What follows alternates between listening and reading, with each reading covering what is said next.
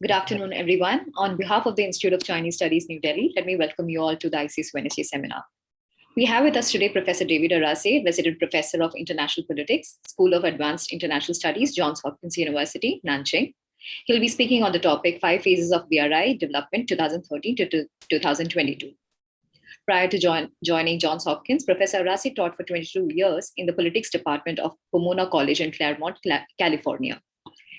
His 3 most recent publications are edited volumes, Routledge Handbook on Africa-Asia Relations, published in 2017, China's Rise and East Asian Order, published by Palgrave in 2016, and the US-Japan Alliance, Balancing Soft and Hard Power in East Asia, published by Routledge in 2010, which was awarded the Ohira Memorial Foundation Special Prize in 2011.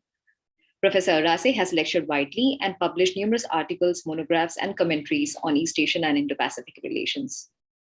Chairing the session today is Ambassador Ashok Kantha, Director of the Institute of Chinese Studies and former Ambassador of India to China. Before I invite the chair to begin the proceedings, let me lay out the housekeeping rules. All participants except the speaker shall be muted for the duration of the event. Participants are requested to send in their queries via the chat box or use the raise hand option. Please unmute yourself only when called upon to do so by the chair. I will now invite the chair to begin the proceedings. Over to you, sir. Thank you, Rija. No, thank you very much for that introduction. Let me also extend a very warm welcome to Professor David Arase, our old friend. We have had the pleasure and privilege of having him at various ICS conferences in the past, and he has always made very meaningful, substantive contributions to our deliberations. Professor Arase, as Rija explained, has a very strong, background in international affairs, in China watching. Today, he'll be talking about the 5 phases of evolution of China's Belt and Road Initiative. This is a subject which he has tracked very closely. As you're aware, the BRI is China's flagship external economic project, which was launched in the autumn of 2013. I had the opportunity of watching the rolling out of the BRI in its initial years. Those days, the focus was on large projects, infrastructure projects, the connectivity projects, industrial projects, mining projects. Typically, they were built by Chinese entities through loans which were extended by Chinese agencies. That infrastructure, hard infrastructure-oriented approach has been tweaked subsequently. The focus has shifted apart from on infrastructure, on developing an architecture or ecosystem which is conducive for operation of Chinese state-owned and private entities, on developing a global and regional value chain, on developing governance architecture, on economic integration, on setting standards and norms, and doing all this in pursuit of the geopolitical agenda of promoting the China dream, in developing an ecosystem where China is the leading entity. So I think that hasn't changed. The basic geopolitical orientation of the BRI has remained unchanged, but its manifestation, its instruments, its modalities have changed, partly on the basis of course correction, which has been carried out. So it has been a dynamic construct rather than one frozen in time. Today, Professor Arase will tell us about various phases of the BRI and what it means, what's the nature and character of BRI, which, as I mentioned earlier, is the most ambitious external economic project undertaken by China. Very essential part of the Chinese dream of great rejuvenation of the Chinese nation. Professor Arase will be talking for about 35 minutes. Thereafter, I propose to have a short conversation with him, and then we'll open the floor for discussion. Over to you, Professor Arase. Well, thank you so much, Ambassador Kanthan. Again, it's a pleasure to see you and to be hosted by your wonderful institute. I do have fond memories of visiting there, and every time it's been a great pleasure. And I've always been so impressed by your researchers and also by the quality of the discussions and debates. So I'm very much looking forward to the Q&A, and I want to make sure I leave a lot of time for that. So without further ado, let me share the screen. I have a PowerPoint, and I intend to basically just skip the first half of it in order to get to the latest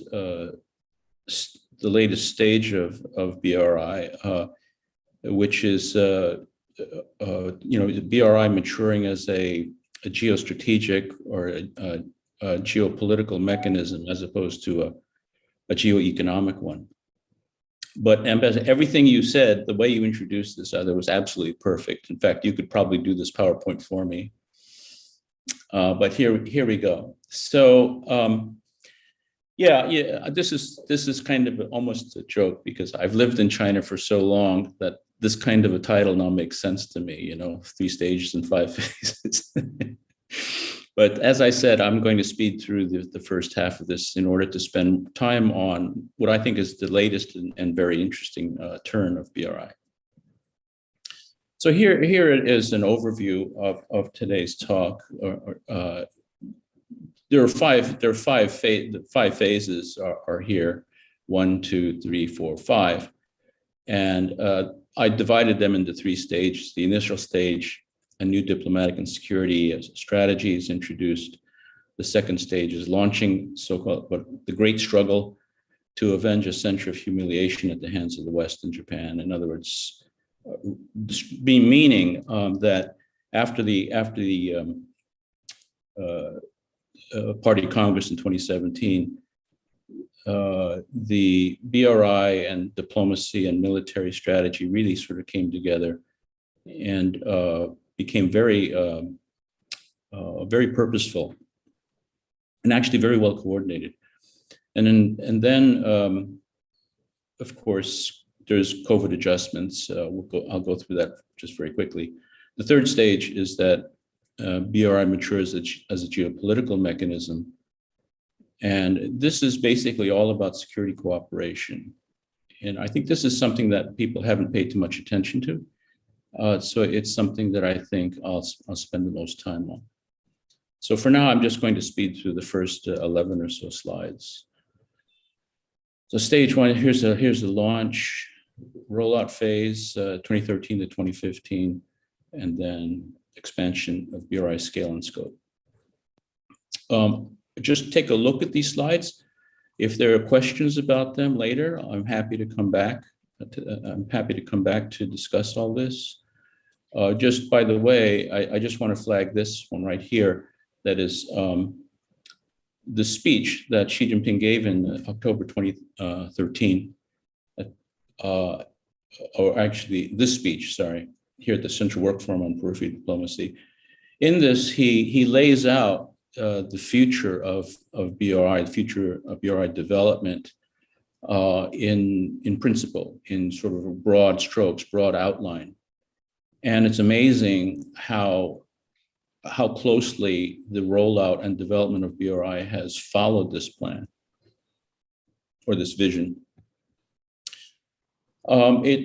BRI is developed in parallel with what's called major country diplomacy. I'm sure all of you are very familiar with this new type of diplomacy from China.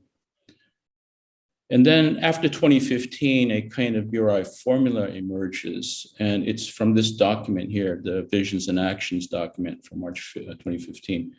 BRI becomes standardized, and what's important here to note is that BRI cooperation is not just about infrastructure, it's full spectrum. It's economic policy, it's harmonized connectivity, harmonized trade and investment standards, technical standards, financial and monetary integration, people-to-people ties. And the whole idea is that this is going to support the construction of a community of shared human destiny, right? So the next stage is, this is when things, when BRI comes together, actually becomes the foundation for this new discourse of global governance that China launches. And this is going to happen under Xi Jinping thought. So this period here, 2017 through 2018, BRI becomes very fundamental to global governance, to China's global governance discourse.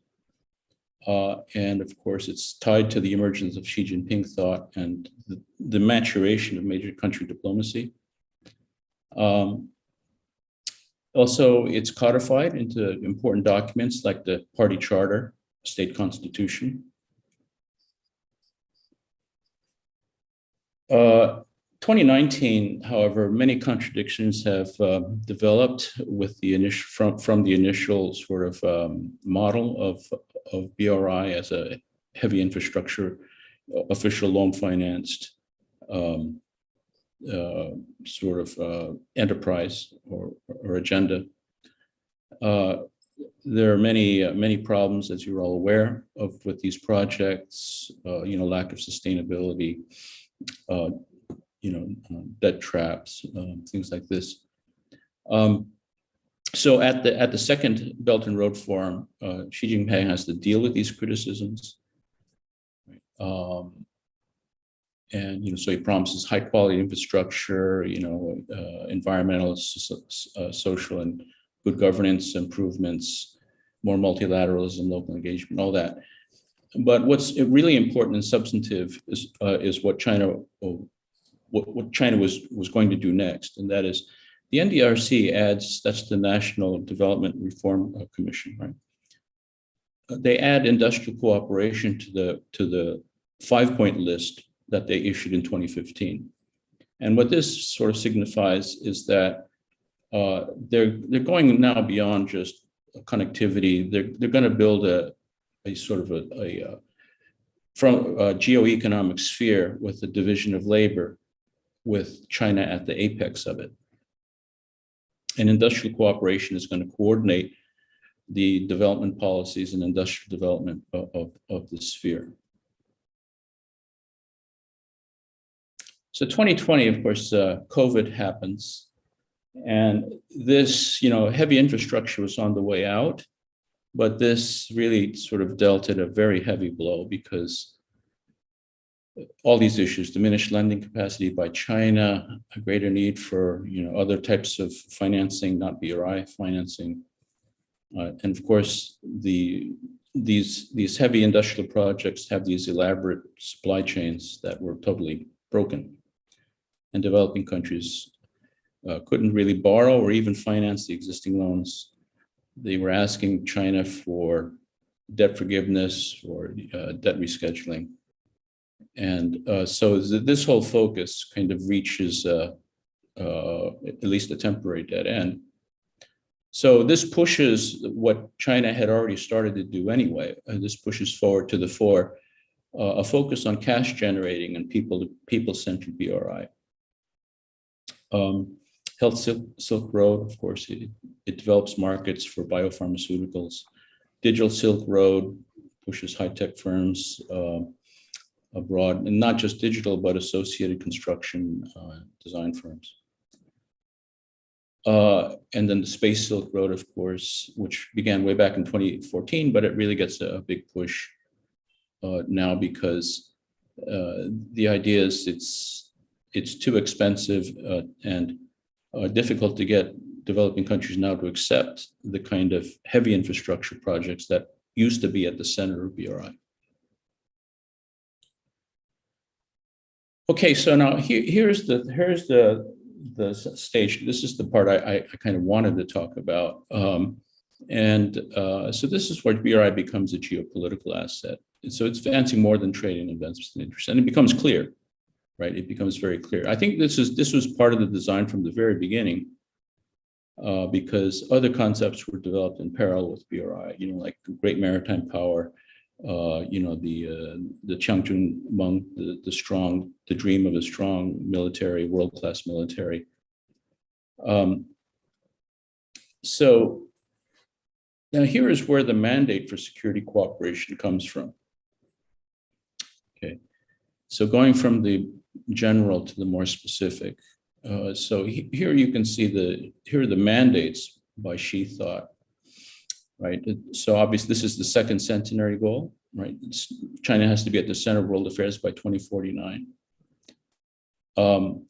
China's role in this so-called community of shared human destiny is to govern and safeguard it, guarantee its security and guarantee its development and guarantee its security. Of course, it's pledged to achieve a world-class military by 2049. It also needs to defend its core interests, especially continuing growth and development. And BRI is essential to China's continuing growth and development. This is the way they look at it. China looks at it. It's absolutely essential that BRI succeed if China is going to reach its full economic dream potential. And then, of course, there's the principal bottom line that Xi Jinping introduced into Chinese diplomacy back in 2013, which is that peaceful rise, yes, but not if anybody tries to deny China its core interests. And so, BRI, its role, its fundamental role is to create supportive partnerships with the developing world to advance, to support the Chinese dream and also these mandates. So here are like certain defense policy mandates that are relevant to what BRI does. There's a 2015 anti-terrorism law where the People's Armed Police is authorized to be stationed abroad for stability maintenance. In 2015 to 2019 defense white papers, right? Of course, the PLA here is given the mission to safeguard overseas economic interests, which of course are core interests. They will be soon, I think, designated core interests, and to defend regional and global peace and stability. Right?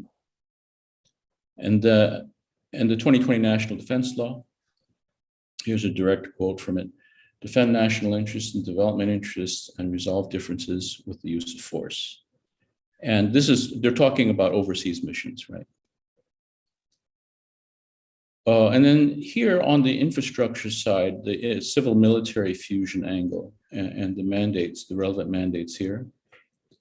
So in 2010, you get the National Defense Mobilization Law. And this tells state-owned enterprises that when they build civil infrastructure that's useful for national security purposes or could be used for national security purposes, they shall meet the national defense requirements and possess national defense functions. In other words, they're designed to a set of standards that the military is familiar, national standards that the military is familiar with. And civil operators must surrender infrastructure to military when demanded. And this is the law. The 13th five-year plan calls for dual-use infrastructure projects overseas. And in 2017, the transportation law mandates that firms, that is Chinese enterprises, design railways, roads, waterways, aviation pipelines, and ports for the purpose of satisfying the national defense requirements. And if they're doing that, whatever they do, whenever they do this is what they're going to be doing, or what they should be doing.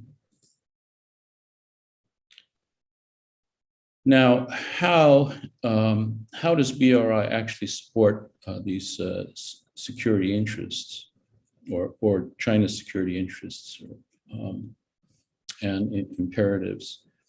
So these are elements of what I think would be the strategy, which you could call a strategy. You sign strategic cooperation partnership agreements with developing countries. You offer them domestic and military security assistance. You localize a PRC security presence. So you then PRC security organs, they can be domestic security, they can be Coast Guard, they can be PLA or PAP, right? Gain local presence and roles, defending interests and citizens, Chinese citizens, right? Via infrastructure use. As you know, China has a lot of citizens overseas all across BRI, and they need to be protected. Infrastructure hosts PLA visits and operations. Another aspect of this is to keep partner regimes in power, right? So, in other words, when China, through BRI, recruits, very loyal and friendly partners for the community of common destiny, you want to make sure they stay there, right? That they're not removed or overthrown.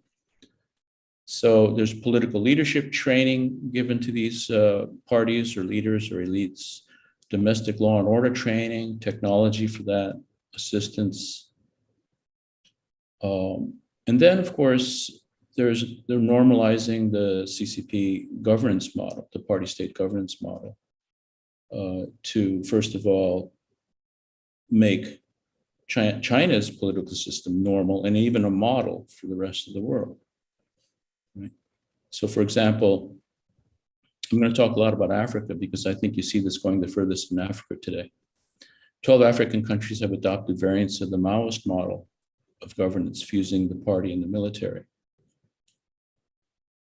And then, through this full spectrum cooperation, economic, political, intergovernmental, cultural, academic, media, and the like, you basically capture political and security, business, and cultural elites.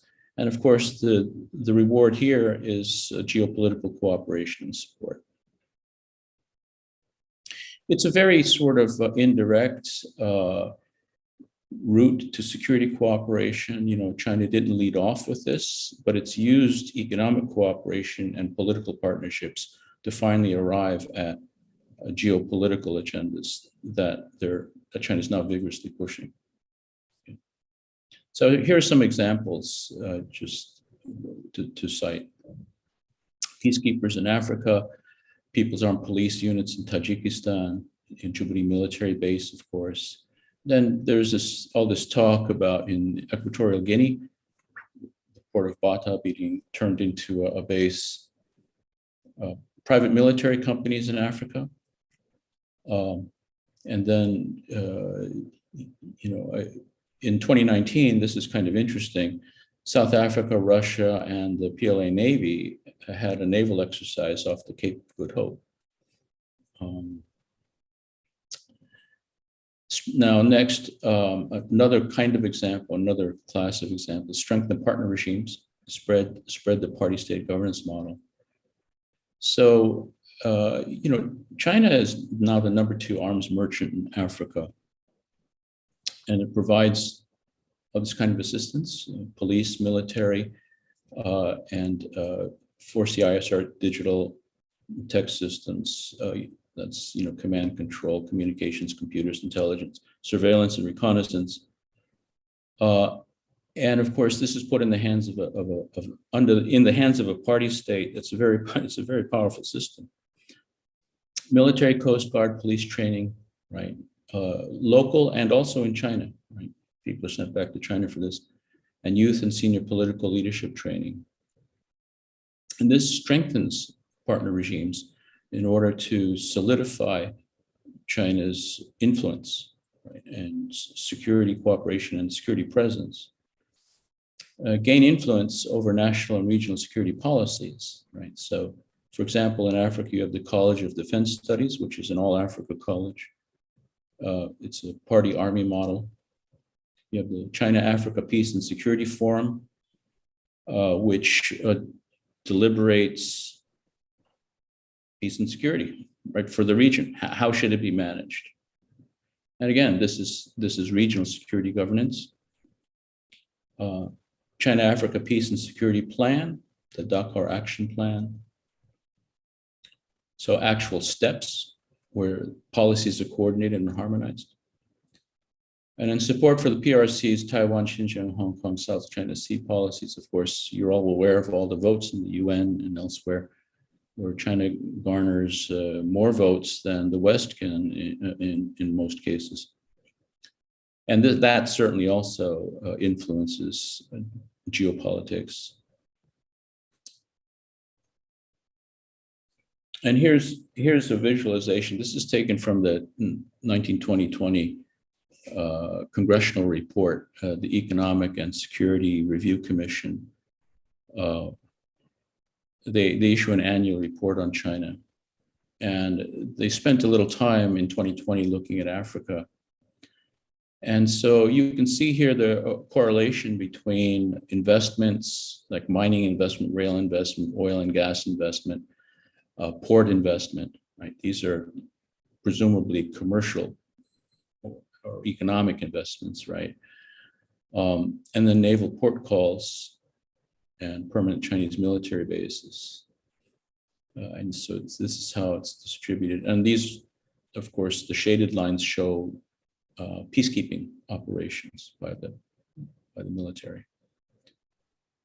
And so you can see all the ports that China has invested in and has a say in operating.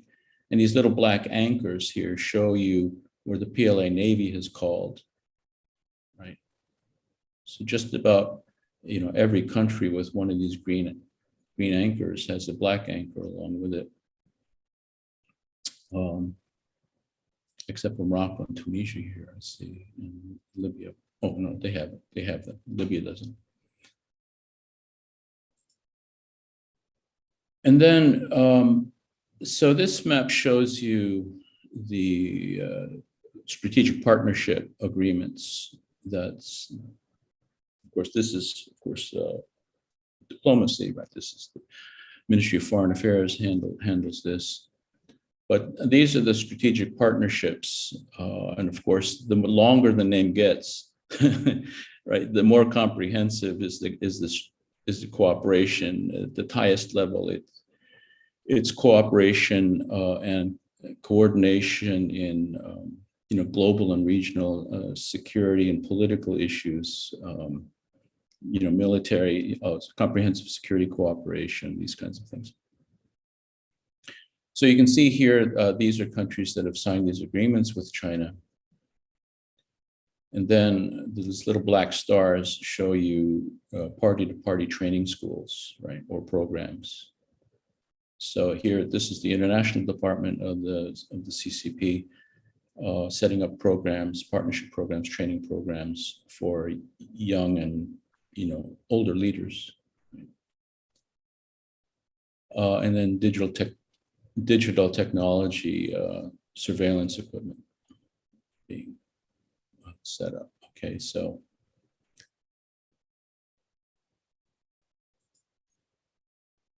now India, of course, would be most interested in the Indian Ocean region. This is the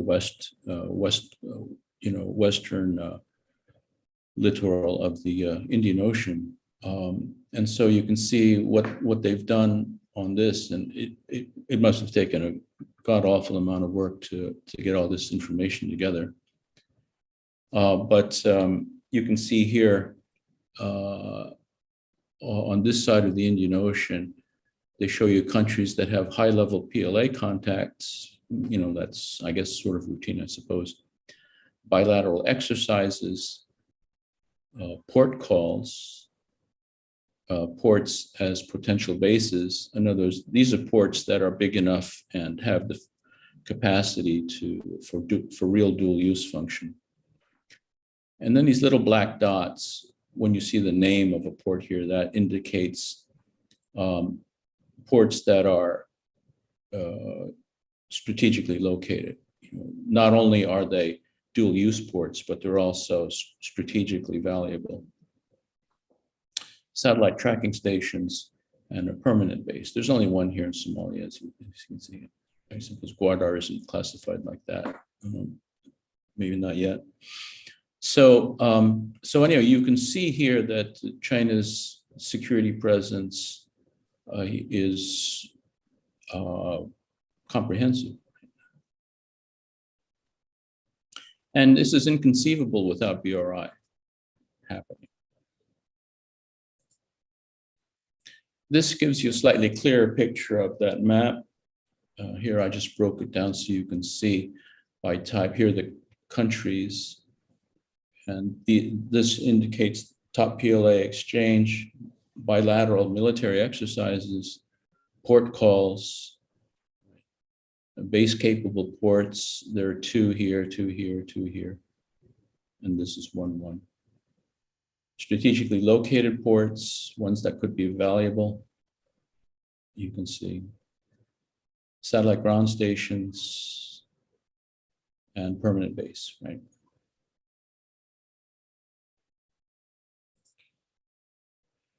Now, in the South China Sea, right, or in Southeast Asia, which also, of course, I would guess India would be really interested in, they did a similar kind of map, but with different parameters, slightly different parameters here.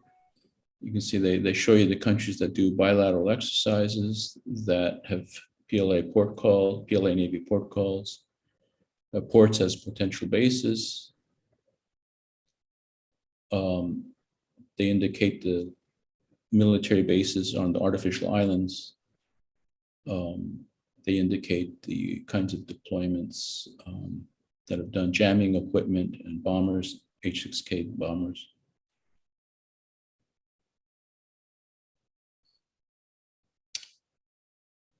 And what about the status of this geopolitical gambit? You know, looking at BRI as a whole, it's taking, even though its approach is fundamentally bilateral, they're organizing they're approaching global security, global geopolitics from a regional level. So it's region by region that they're going. And in fact, so I edited another book, actually, and this one is on BRI that's coming out this year from Routledge. And I have two Institute of Chinese Studies, actually former staffers, actually three, as authors in this, contributors to this edited volume. So just looking at the regions, and of course, this is just the impression that I have from looking at this issue in the little time that I actually have, but this is, anyway, I'll give you my impressions. So in Southeast Asia, you have a bit of a stalemate and struggle going on, because while BRI is very compelling for Southeast Asian countries to participate in, it's very attractive. At the same time, the South China Sea issue and the Mekong River issues are real stumbling blocks. And so, and also, by the way, the Quad, as you know, have also stepped in to try to counter China's expanding geostrategic influence there. Central Asia, I think BRI had shown great progress, but the Central Asian countries themselves are hedging. They're looking for other partners. And of course, this could be an opportunity for India, but still, China has so much to offer them that it's hard to see. It's hard to see that really getting stopped in any way. In South Asia, India's resistance to non-participation and active resistance to BRI is a major factor in blocking further success in South Asia. The question there is, you know, China is not going to accept the situation, and they're going to try everything they can to unblock it. Africa, I think it's been very successful, but now, today, rather late, you're beginning to see Western counterbalancing, and the Africans themselves, you know, pretty sophisticated in managing foreigners who come in offering aid. And so I think they're also starting to hedge as well. And that's actually a good thing as the West comes in with more assistance and more attention to Africa. The African elites are realizing they have to hedge. In Oceania, Australia, US, and Japan counterbalancing efforts in the Pacific Islands have, I think it seems to be stopping further progress by China there. Middle East, success. In fact, in a way, surprising degree of success, simply because the Middle East is so conflicted and the members are at odds with each other. But China's been so deft in its diplomacy, and it offers so much to them through BRI that they've had, I think, great success in advancing their political influence and also their geopolitical influence. Central and Eastern Europe, this is, I think, clearly a failure, except in isolated cases, Serbia and Hungary. Russia, I think this has to count as a major power diplomacy success, so far at least, at least up until Ukraine. Latin America and Caribbean. China is now the largest trade partner of Latin America. And China, again, offers, as in the case with Africa or Central Asia, they offer so much that, it's difficult to, it's not only difficult to resist, but it's difficult to think of a quick and easy way for the West, the US and Europe, to counter all the progress that's been made so far. And it's in need of Western attention. And what's interesting, Argentina now hosts a ground station. Even before it joined BRI, it was in so deep with China, it might as well have been a BRI member. And as I understand it, Argentines aren't even allowed in the ground station. So you can see here, this is the situation in Latin America. It's sort of going the way of Africa in a sense. These are members of the Belt and Road, right here. And then these are strategic partnerships, agreements that China has signed. And again, this is part of China's major power diplomacy. And of course, once you sign this means that you're also open to things like security cooperation. What are the future prospects for BRI as a geopolitical instrument or a geopolitical strategy in a struggle, basically shaping up to be against the West? So China itself faces challenges. You're all aware of. We're all aware of shrinking population, aging population, indebtedness. It's increasingly an inward-looking nation and culture, which won't be conducive to global leadership. And of course, it's got a host of other financing priorities. And today, it's at risk of trade decoupling with the West and sanctions. And of course, all bets are off if there's a Taiwan event. Now, if she stays with Putin in Ukraine and Cold War lines get redrawn, here's I think is a very interesting question. How many developing countries would side with China and Russia? Because in that kind of a world, in that event, the West will build new secure supply chains with friendly developing country partners. And these developing countries would benefit from trade and investment diversion from China. And of course, those countries that are close to China will be excluded. Right? So, developing countries have to think about the past. Like, Now, which developing countries have succeeded in close association with the West and which haven't? China is one of the biggest arguments for being open to Western trade and investment, China itself. So I don't know, but I would think that if it came to this, that the more advanced and more valuable developing countries would probably side with the West. Anyway, whatever happens, geopolitical lines will overlay the new geoeconomic geography of an East-West division. Okay, so that's it. I didn't want to take a lot of time. I wanted to leave plenty of time for Q&A. So Ambassador or thank you. Back to you.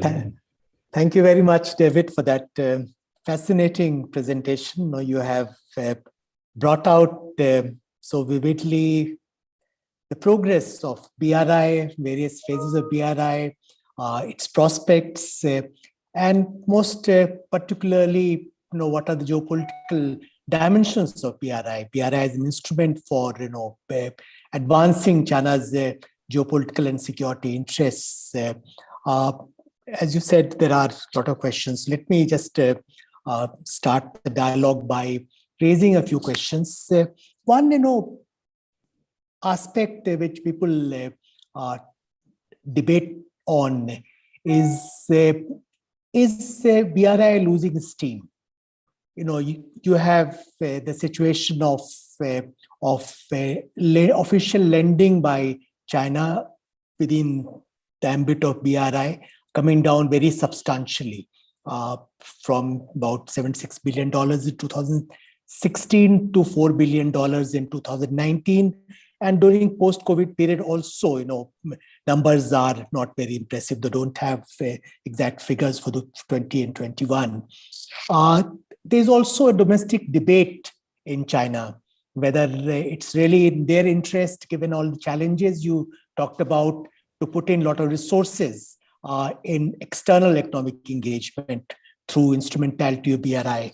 You have, Xi Jinping's new favorite strategies of dual circulation and common prosperity, which have, a very strong inward or domestic orientation.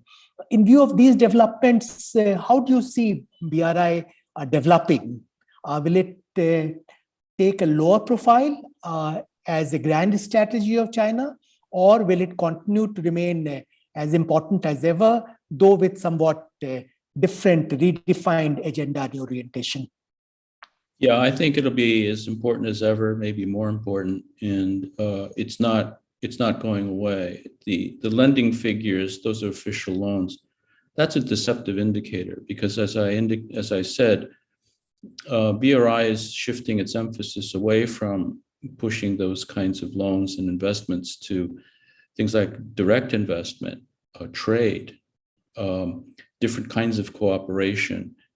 And so what you have to do is measure the difference between trade growth with BRI partners and trade growth with, let's say, the West, or investment, or the kind of increasing economic dependence of BRI partners on China over time.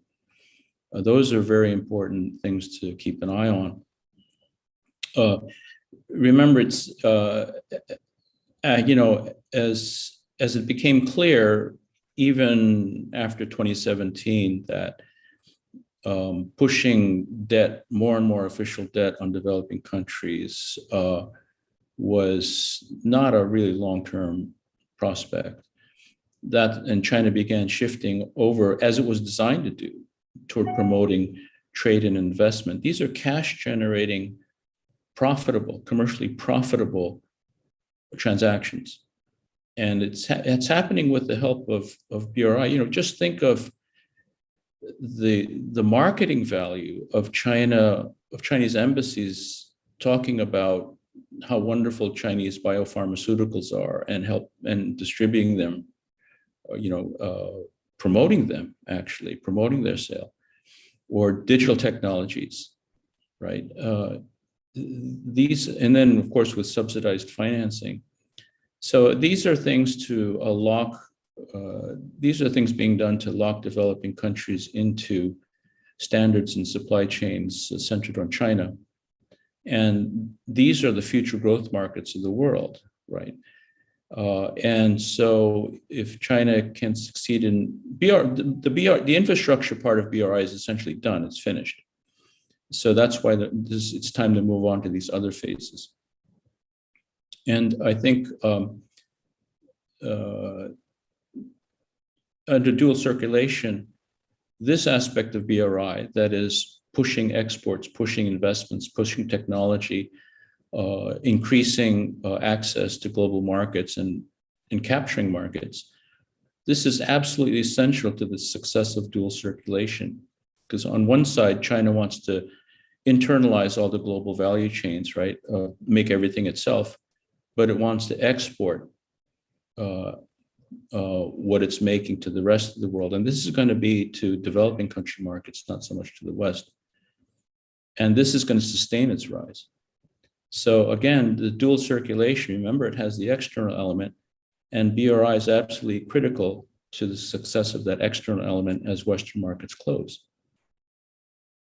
So I would say BRI is not going away. It's not less important. Yeah, there are greater funding needs, which for technology development, right? For pensions, healthcare, social security, these things. Maybe even debt management, domestic debt management. But that's not going to stop BRI, because don't forget the way this is being financed is through national, it's basically forced to national savings to these policy banks, right? And even so, many of these loans are still, many of these funds are still loans, but there's better prospects for repayment, and and don't forget, China, the cost of these funds to China is practically zero. I don't think they pay any interest at all to to savers. So the cost of the funds is really low, and I think they can afford to. They'll still be able to afford to finance these more profitable, more commercially sort of sustainable deals going forward. And then finally, on the geopolitical side, it's very important to use the relationships that have been built, the economic and political relationships, and the leverage that's been accumulated to spread cooperation, security cooperation across the BRI footprint in order to secure its investments and expand its global influence. Thank you. No, I'm inclined to agree with you that BRI is not going away anywhere. It will remain a very major initiative of Xi Jinping and Chinese Party state. At the same time, I wanted you to comment on the baggage that the BRI has accumulated over the years. In your writings, you have brought out how vast majority of Chinese lendings are to countries which are not really of investment grade. So risk of investment going sour. To what extent this cost benefit analysis is working out to China's advantage? Because the returns are in different areas, including in terms of promotion of China's geopolitical and geoeconomic interests. How viable do you see BRI as a strategy? Well, I think if it's a matter of like counting money, and given what China's goals are, I think it's not a bad investment. Even if they're going to be losing quite a bit of money, you can think of it as investment in not so much in profitable activity, but investment in global influence, in economic security, in geopolitical security. For example, CPEC, right? $65 billion everybody knows it's not all going to be ever paid back. Nevertheless, is $65 billion all that much money to spend for connectivity from the air, land, and even in a sense maritime connectivity, stretching from the Chinese border to the mouth of the Persian Gulf? Is it that much? Is it too much? Is $65 billion too much to spend for that kind of guaranteed 24/7 access that nobody can stop? And on top of that, you gain Pakistan as a strategic ally to, of course, use against to pressure India. And of course, we win it as an ally in the Islamic world and all this. So, for China, is $65 billion really too much to pay for that? I don't think it is for China. If you look at the whole equation, it's probably not a bad thing. I think if you think about how countries waste money, particularly big countries, $65 billion doesn't seem, at the end of the day, like a lot of money, So that's kind of the way that I'm looking. Of course, from an accounting point of view, in managing debt, it's going to be a headache for banks. But I think from the party's point of view, it's like, we'll manage, right? Somehow we'll get through this. And so I don't necessarily think that the cost or the debt is going to scare them away from. Of course, they're going to be more prudent in lending, and a lot of countries will be resistant to borrowing from China because of the debt issue, and also depending on how this Ukraine thing turns out and what happens with Taiwan, for example, China could find itself being a very unpopular and unliked country that others won't really want to be closely associated with. So all that is yet to be seen. But I would argue that BRI is going to be as important as, maybe even more important for China's future success. And it represents a sunk cost they can't give up. Thank you. In your presentation, you dwelt on geopolitical, agenda buttressing the BRI project. This one aspect was sort of downplayed by China, at least in initial years of BRI, though it has been an assessment right since inception of BRI that it's all about geopolitics. That's not only about connectivity infrastructure, but to advance China's security interests.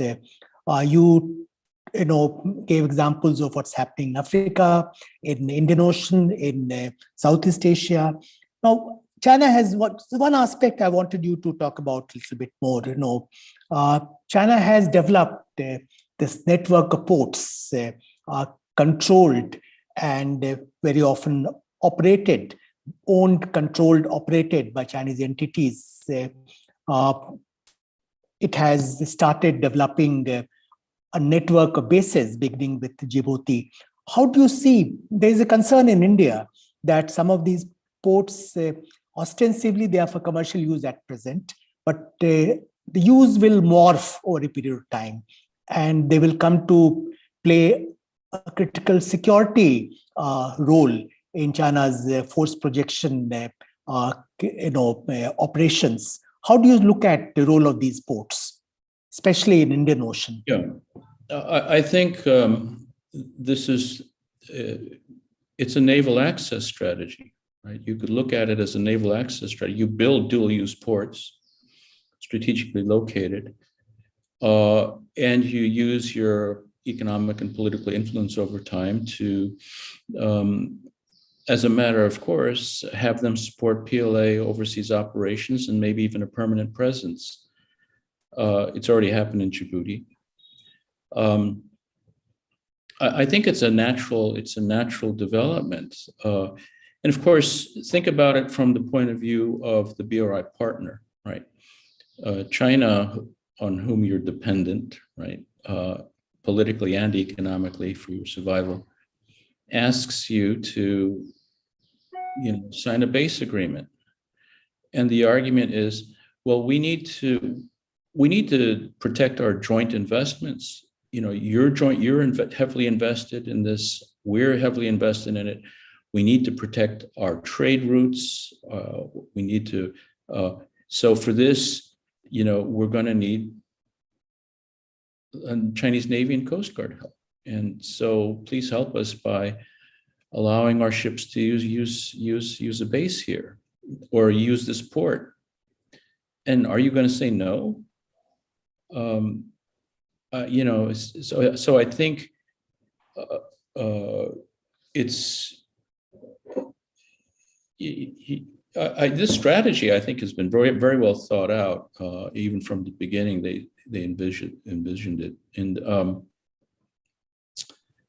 I've talked to Chinese academic researchers who participated in the planning of this whole thing. They freely sort of say, well, it's really an access strategy, in all sense, economic, political, and strategic access. So, and it's a package. So I don't see it. No, it's not inevitable. If you'll notice, what's happened in Equatorial Guinea is there's been Western pushback, and so I don't know in the end what's going to happen, but it seems as though there's hesitation in following through with this whole idea. So we'll just have to see how it works out, but it will be a struggle. It's going to be. There's no question about it. Nobody can afford to be complacent. Nobody can afford to sort of sit back and sort of think, oh, it's not going to work, because China's going to be working very hard to make sure it works. So, yeah, I think it's time to actually start contemplating countermeasures.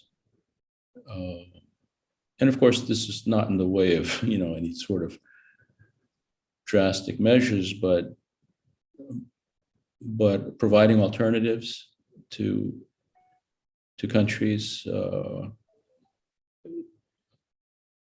Even particularly actually in the area of economic opportunities, development opportunities, and attractive cultural relationships. I know India has a lot of through its diaspora and other ways, soft power. It has a lot of influence. So it's time to be aware of how to strategically use that influence. Thank you. There are a lot of questions in the chat box, so let me take up some of those questions. I'll start with a question from Vice Admiral Shekhar Sinha, who has complimented you on a great presentation and posed a short question. His question is, how deeply is Xi Jinping's future linked to the success of BRI? I think it's very deeply. I think it's very deeply connected. Yes, he's made it his. The Chinese dream is definitely his signature agenda, but BRI is absolutely fundamental to the success of that, at least in the external domain. And if it fails, which it could, depending on how things unfold in future.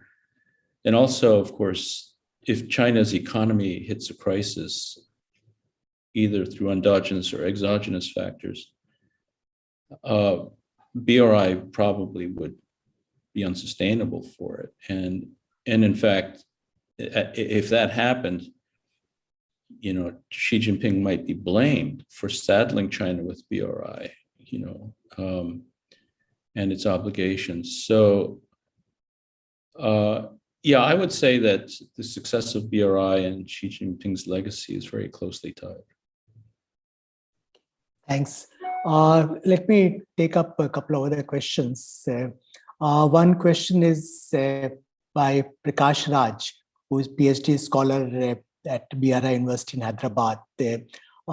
He is inquiring about the emerging regional response to BRI from South Asia as a region, and to what extent India's reservations about BRI is affecting China's geopolitical ambitions in South Asia. Oh, it's a terrible obstacle for China. China's resisting its BRI and geopolitical diplomacy. Well, it's hard to separate the two. But, India is battling for influence, with China amongst India's own neighbors, right? Without this Indian resistance, I think there's no question but these smaller countries around India would essentially, become client regimes could become client regimes of China. And of course, it's not just India that's interested in offsetting Chinese influence, but also the Quad powers, right? They're interested. Europe is interested to making sure that these countries are not captured in a sense by China. So yeah, but I think without India, if India had joined BRI and if India had become even a half-willing partner, enough of a partner not to sort of resist, not to sort of warn off India's neighbors from BRI, or not at least enough of a partner not to criticize BRI, I think that there's no question but that China would be much further along than it is now. And as a consequence, China is very unhappy and it's punishing India now on the border. Yeah. You see the linkage between the two? Direct linkage, India's opposition to BRI and China's punishing India along the border? I think there is a connection. I think China's way of strategizing is very holistic, and the timing of China being so aggressive and aggrandizing along the disputed border is not. I don't think it's just a coincidence. This sort of a conflict, as we have now at the border, could have happened anytime between 1962 and today. But all of a sudden, particularly from 2017 with Doklam, after it became clear India did not attend the BRI forum, right, the first one or the second one, and India became vocally against BRI.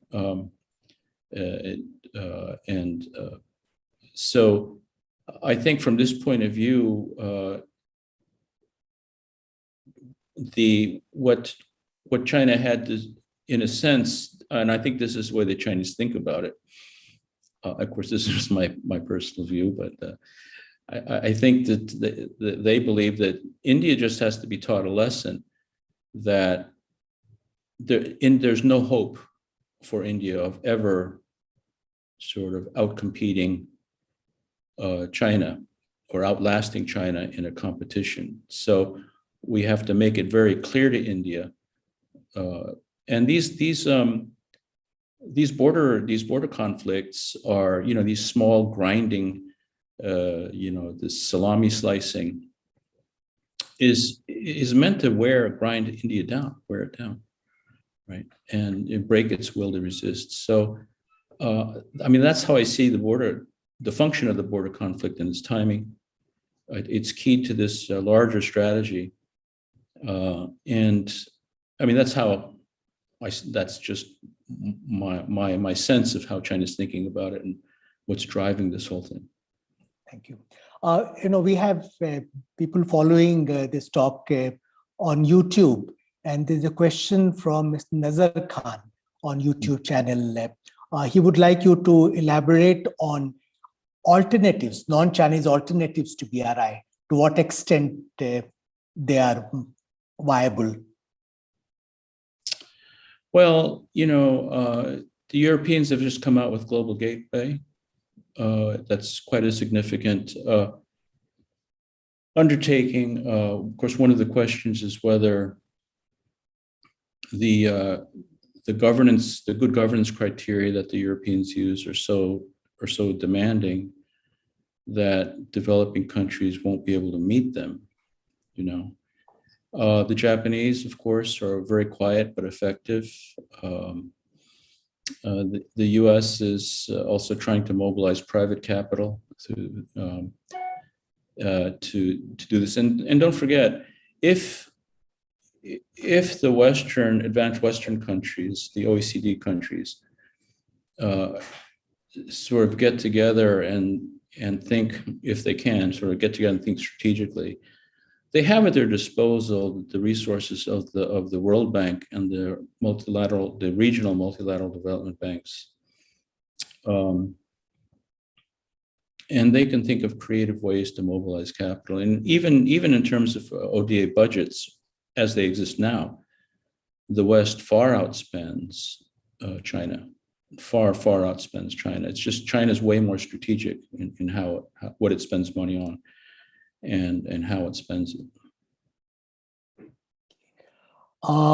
We have a question on Africa from Dr. Bhavna Singh. She's consultant with Ministry of External Affairs. She mentions that in Africa, China seems to give the impression of emerging as a new colonial power. She would like you to comment. Well, I know Africans, if you go back, I don't know, in the past several years, many Africans have sort of talked about China being a neo-colonial power, especially because, the contracts, the BRI contracts, right, often have these very stiff collection terms, where it was in Uganda.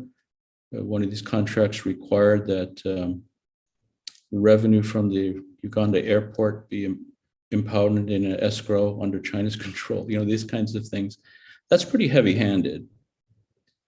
But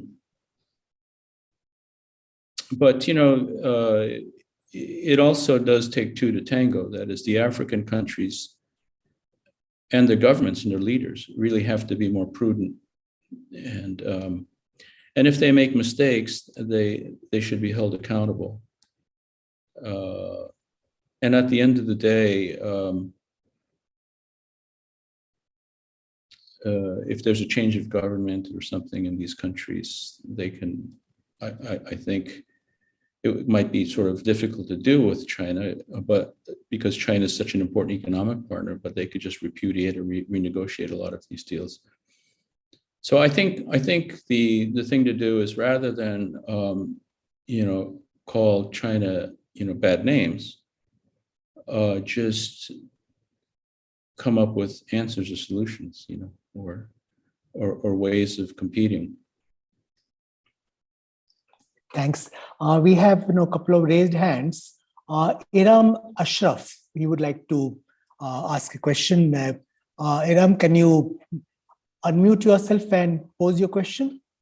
Thank you, Ambassador Karta. Thank you for the opportunity. And thank you, Professor Arase. I really enjoyed your presentation. One of the things I'm always curious about with the BRI is that we tend to speak about it in terms of it as if it is a one policy agenda by China, whereas in fact there are so many parts to it. There's so many multiple actors inside China which are involved. And I was just wondering if you had to rank some of these within the larger scheme of the BRI, where would you start? So I'm thinking, okay, so number one, I would think of in the political steering agency, organizations such as the NDRC, that's the National Development and Reform Commission. But then where do other organizations such as the Ministry of Commerce, MOFCOM, or the Ministry of Foreign Affairs, because end of the day, like we said, I mean, as you were presenting, there are other agendas also which are involved in this.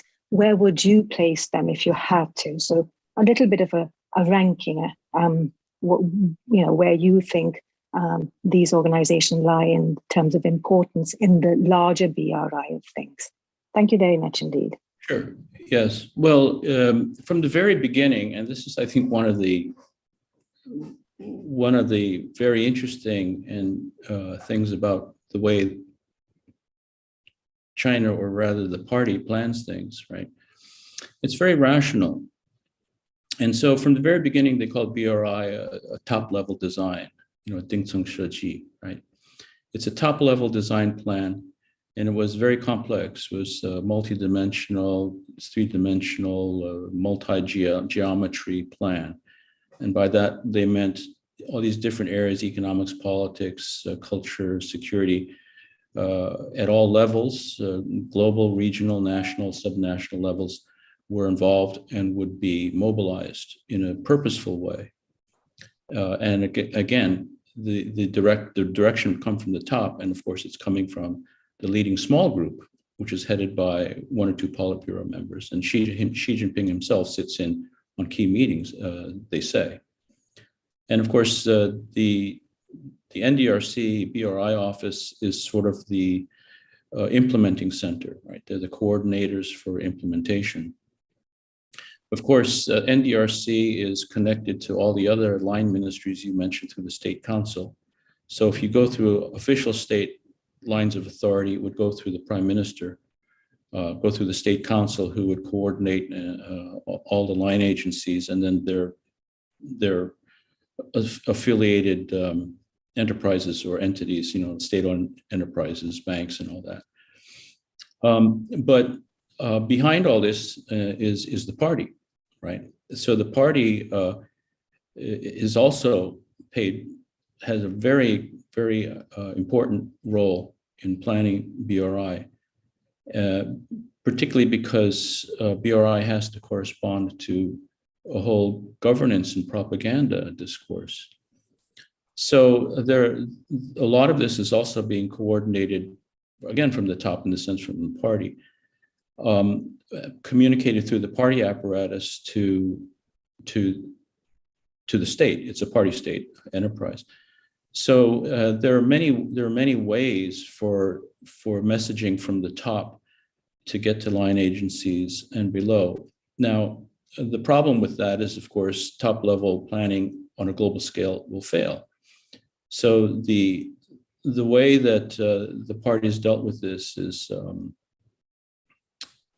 Xi Jinping made a speech early on that was the Feng Chao experience. Feng Chao was, the whole point of that story and the experience, which is held up as a model, is that grassroots level, local level party secretaries have to take the spirit of directives and find a way creative ways to implement them to achieve success.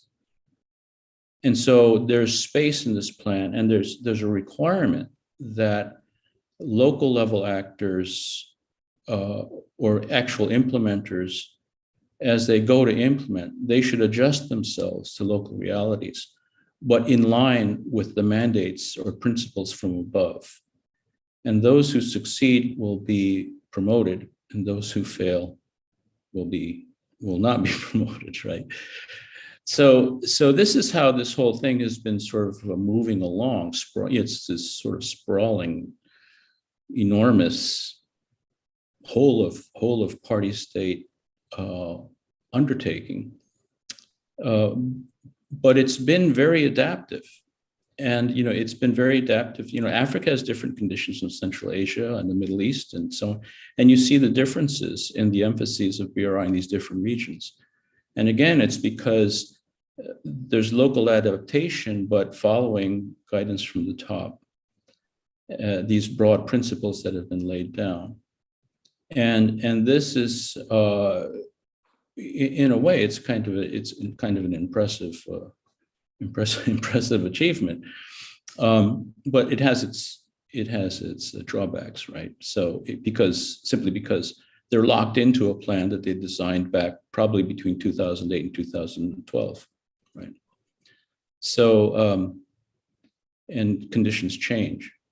So I think that's kind of a roundabout answer, a way of answering you, but I think it's top level design, but expecting innovation from those who actually are responsible for implementation. Thank you very much. There's another question from Nirmal Panda. He has raised his hand. So Nirmal, would like to unmute yourself and ask the question? Thank you, Ambassador Kantha and Professor Arase. It has been excellent going. A lot of unexplored and this thing have been brought out. Now, my question is, specifically with reference to India, as all of us here know and widely recognized in India that we have not participated in the BRI, the Belt and Road Initiative, the Ita Ilu, as they say in China. Now, the reasons are more or less well known to all. My question is, our non-participation in the project, whereas almost all the Southeast Asian countries and South Asian countries have participated, do you think that it is going to affect China's world standing, number one? And do you think that it is going to affect the India-China specific relations, specific reference to the India-China border issues? Thank you. Yes, I think we discussed a little earlier the connection between the border conflict and India's resistance to BRI. I think there is a relationship that is. I think China expects India to in a way sort of make way for China's leadership in Asia, and it's non-participation. I mean, first of all, let me go back. It's kind of hard to see how India could have participated in the way it was presented to India, because CPEC was devised, just announced to the world in 2015. I don't think India was consulted about it. I strongly doubt it was, because of the way it compromised or ignored India's sovereignty claim in Kashmir. And of course, CPEC runs through those disputed territories. And also India, I don't think could countenance the kind of role that and the support that Pakistan was going to be getting with this compared to what India would receive. So I don't really see how India could have accepted that, the BRI on those terms. And I think the rest is just water under the bridge. The question of, it's too late for India, I think, to reconsider this question. I think China also, there's no way it can pull back from it either. I think both sides are pretty much set in their courses, and we'll just have to see how it works out.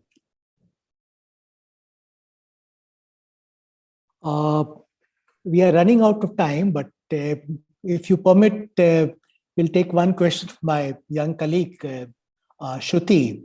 Shruti is asking if there are any domestic sources of opposition to BRI within the party or outside.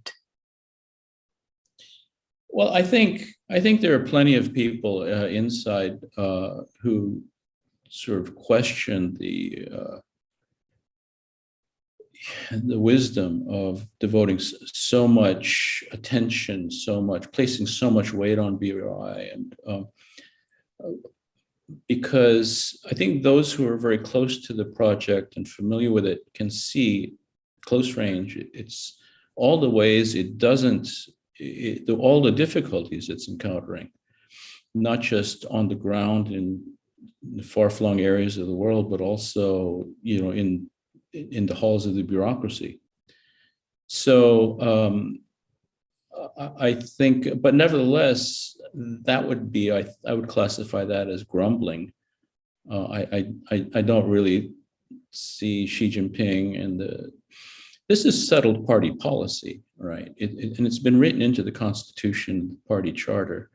I don't really see how anybody is going to sort of stand up and openly criticize BRI or its role in mainstream foreign policy discourse or political discourse in China. Well, thank you very much.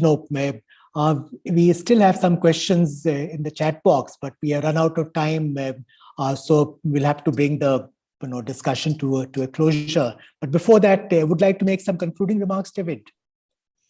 Well, I just want to say that I've been following BRI ever since it started, and it's been a very interesting journey to watch it unfold, and also to see all the commentary that's, including mine, I suppose. You could take my commentary for what it's worth, but it really is like that old story, the Indian story of the 7 blind men trying, feeling an elephant, trying to describe it.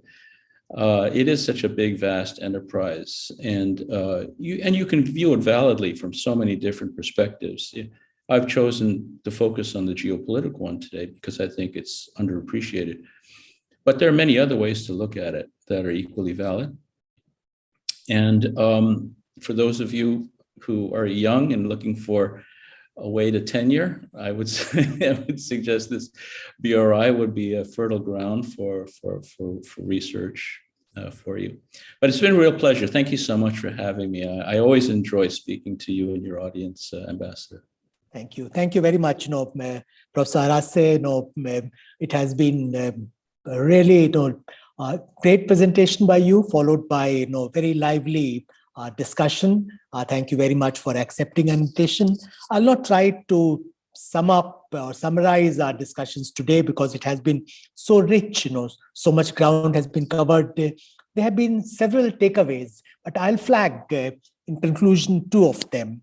One, I think you dwelt at some length on the geopolitical agenda underlying BRI and how geopolitics is becoming even more important than geoeconomics as far as the rationale and the focus of this project is concerned. I think this is a very important point for us, which we have been talking about right since beginning of BRI, that geopolitics is in command as far as this initiative is concerned. A second point, which is again a very important point on which sometimes doubts are raised on the future viability and prospects of BRI. You have rightly pointed out that BRI is going to stay, and it will remain a very important component of China's foreign policy, especially economic and geopolitical dimensions of external engagement. On that note, let me once again thank Professor David Arase for accepting an invitation, for participating in today's Wednesday seminar, and thank all of you for your